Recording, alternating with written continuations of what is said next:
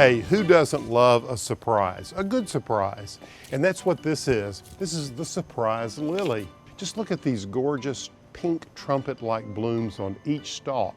Notice the stalks have no leaves on them.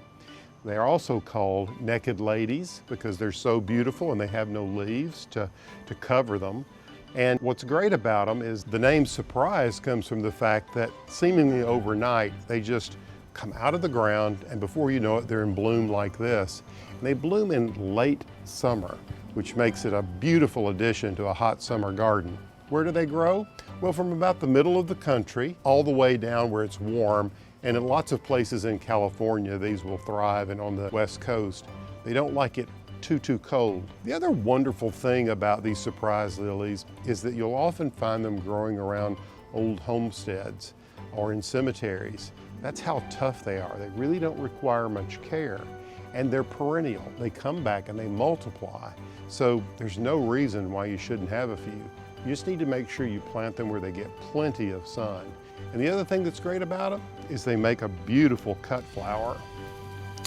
So if you're not growing some of these, give them a try. You'll be glad you did. Gosh, you are just gorgeous, madam. Just gorgeous.